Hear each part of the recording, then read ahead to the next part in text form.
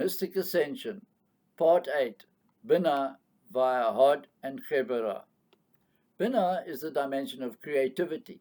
It's part of the supernal triad, the collaboration of three sephirah, from which all life emanates. The world's religions and mythologies are full of creative triads, the Father, Son, and Holy Ghost, or Osiris, Isis, and Horus, to name only two. Here we have the equivalent in which Keether represents the Godhead, Chokmah is the active male principle, and Binah is the female sanctifying intelligence. She is the bringer of form. Thus, the concepts of Keether are channeled down through the Sephirah where they gradually acquire, thus the qualifying features necessary for manifestation and comprehension at lower levels. Binah is the beginning of restriction. Metaphysically speaking, she is the primordial soup of evolutionary conception. Binah symbolizes the aspect of the Godhead known in Jewish law as the Shekhinah. Essentially, this is the female side of God, or in more mundane terms, the wife of God.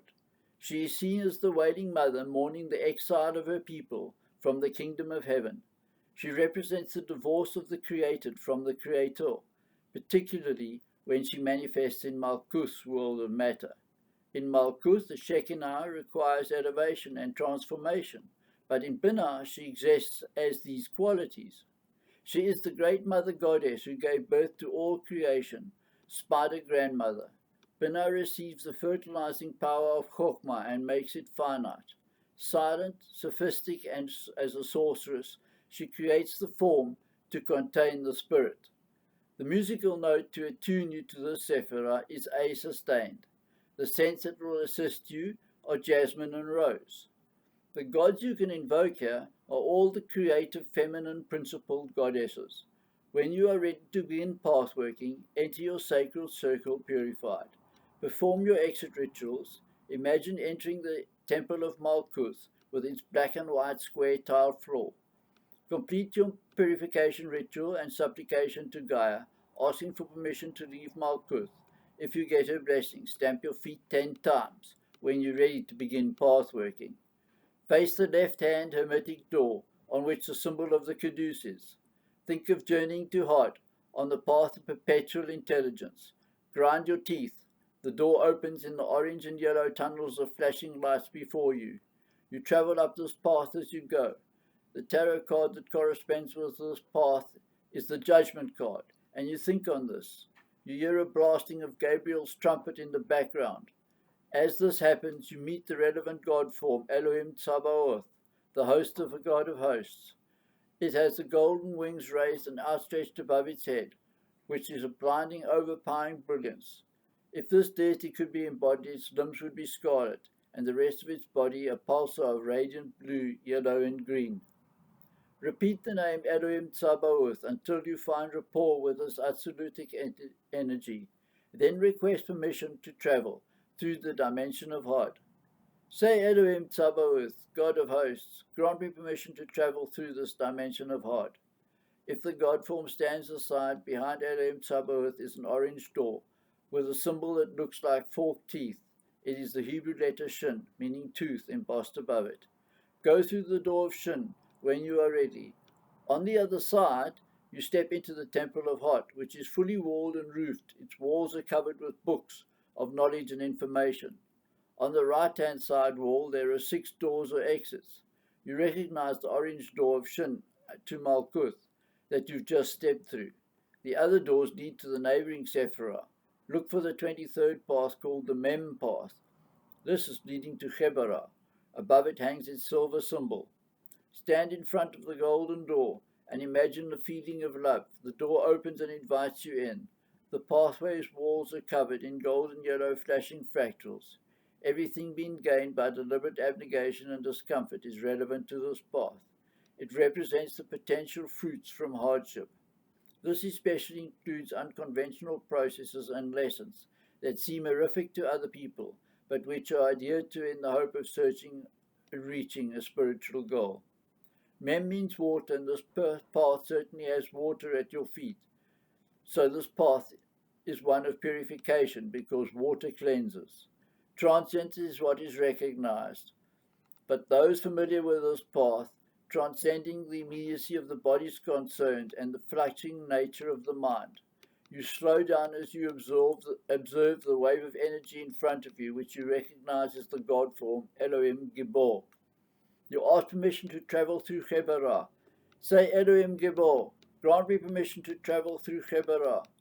If he grants you permission, proceed down the pathway until you reach another doorway. It has the symbol of Mem above it, with its black swirling vortex. This is the portal to Geburah. Go through the portal and enter the temple of Geburah. This is a five-sided temple, heavily draped with curtains and materials of red. Behind these are chasms of black. Portals to other dimensions. You recognize this by the symbols embossed on the cloth hanging in front of each. Identify the Mem portal through which you just entered. In the middle of the chest portal will take you to Binah. This symbol embossed the front of the portal is silver. Go through the portal into the swirling red and black tunnel. Go slowly, as the meaning of this 18th pass is fence, and this appropriate to the creator of enclosures, Binah. On this path you find a chariot, reflected by its tarot card. The chariot is drawn by two phoenixes, Deimos and Phobos. Take the chariot and ride up the path to Binah. So, riding your chariot along the path called Shes, resolve to break through any fences holding you in, and to reformat yourself in the sphere of Binah where force meets form. In your wheeled chariot you travel with intoxicating speed, yet always maintaining perfect control. The pathway darkens as you near your destination. Forge your way with a force of will until you observe the waves of energy that you know to be the God form of the Sephirah Binah. The God form's name is Jehovah Elohim.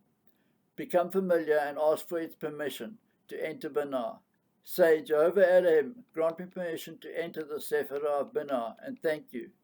If it grants you its blessings, continue along the darkened path until you come to a swirling whirlpool. Above it sparkles the silver symbol of chess. Slow down and stop your chariot here. Dive in and swim through. You enter out into the temple of Binah. Unlike the other temples, this one seems to have no walls, just a collection of swirling whirlpools in a liquid sea of energy. You identify the chess whirlpool through which you just swam, its silver sign.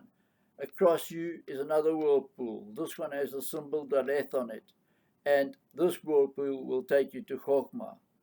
To that is another. The symbol is Beth, and this leads to Keetha, Supreme Sephirah. Lastly is the Yetzai door, or whirlpool, that you know will take you out of Binah itself. But first you must meet the archangel here called Tzafkiel, Eye of God. He is the Lord of archetypes. Say, Archangel Tzafkiel, I call on you. He appears in front of you and asks for his permission to enter Binah. Say, Archangel Tzafkiel, grant me permission to enter the Sephirah Binah. If he grants you his blessing, meet the angelic order of the Ararim, whose name means thrones. These strong ascender angels are supremely flexible yet stable, and their long green hair is ruffled by the breeze. Their aura is marine blue and brings to mind ocean swells. The Ararim are a beauty and the exuberant power of nature. They expose us to the flow that occurs when mind and body are perfectly connected. You ask for guidance and protection from them. Say, angelic order of the Ararim, guide and protect me on my path of discovery in the Sephirah Binah. When they grant you their blessings, look for the Yetzirah door, or whirlpool, and dive right through. Binah is a good sphere to visit, when the body seems incongruous with the spirit inhabiting it. In Binah you are enslaved into form, or placed into the ideal vehicle required in order for us to learn each incarnation's lessons. The whirlpool spits us out into the primordial ocean, dark and foreboding, treacherous beneath its calm surface. The water is hypnotic, soporific, compelling. What swims in the depths of this primordial ocean? Never has something been so multidimensional, so teeming with matter and antimatter, all invested with intelligence. This is the gift of Dark Mother, the secret of Binah. Time begins here, as each energy pattern is taken from the whole and invested with individual form until it of necessity becomes finite. divorce from cosmic sustenance, strife, and the primitive urge for survival begins. Time becomes the enemy of the individual, compelled to ensure its immortality on each new level of existence. Binah, vaster than our ability to contemplate, comes personified with a sorrowful visage, for we are her creations, and she grieves for us.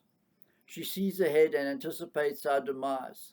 Black cloaked in mourning, she both denies life and gives it. In her brighter form, she is like Isis, compassionate, adept, and humane. Yet, like Isis' shadow sister, Nephthys, she is also mistress of the unmanifest, the barren, and the menstrual. In the sky above Binah, you witness a similar paradox. Viewed one way, the heavens seem veiled, but not only ordinary darkness, the sky seems layered somehow, every conceivable shade or texture of black, hanging one before the other. The overall effect is one of suffocation. Suddenly the ocean seems claustrophobic rather than vast. Looking up at the sky another way, you experience a sensation of elevation, of potential freedom for what can that brilliant white orb be, other than Ke'etha, so close. Opposite you, you also perceive the opposite Sephirah of Chekmah, or rather you feel its force, for that is how it reaches you, as you meditate on Binah. The energy is steadily and irrepressibly pushing onto its sister bride, causing the motion that moves the sea. Without the input of force fields on the dimension of Chokmah, Binah would be static, stagnant swamp, locked in an eternal silence of forms. Binah is grand in her expression of ideas. She is the medium, the primordial mother, bridging the gap between the worlds of spirit and the worlds of flesh. Like the elements necessary for creation, each Sephirah exists in relation to all others. The dimensions are symbiotic and part of a greater whole. The pillar of severity, the top of which is where you are now perched, exists in perfect balance with the right-hand pillar of mercy. When imbalance occurs, the excess energy gives rise to what we commonly call evil, or chaos. This is where klipoth come in. They are expressed all that is the antithesis of love. Avoid them. While stationed in Binah, take time to view the tree from this vantage point, and a great understanding of God and the cosmos should become yours. From here you may witness both gates of life and death. Binah at once creates and breaks down, allowing us to glimpse the mechanics of the cosmos. By visiting Binah, we may acquire something of our own pre-birth understanding and develop absolute trust in the divine parent. Meditate on that a while. When you're ready to leave Binah, look into the primordial ocean for the whirlpool with the Yetzai symbol shining above it. Dive in and return to the temple of Binah. Across the temple is another whirling pool of vortex. Seek out the whirlpool with the Ches symbol shining above it. Dive through onto the Ches pathway, where it's dark grey fractals. Remember your chariot awaits. Climb on and instruct the two phoenixes to take you to Geburah. Together you speed up down the 18th pathway until you reach the red door with the Ches symbol on it. Enter the temple of Geburah. You recognize this five-sided temple with its whirling black vortexes hidden behind red drapes. Look for the drape marked Mem symbol on it, embossed upon it. Push the drape aside and go through the vortex. The tunnel is spinning red in shades of grey, which slowly change to brighter reds and oranges. Then you notice water at your feet and you remember that you're about to enter Hod.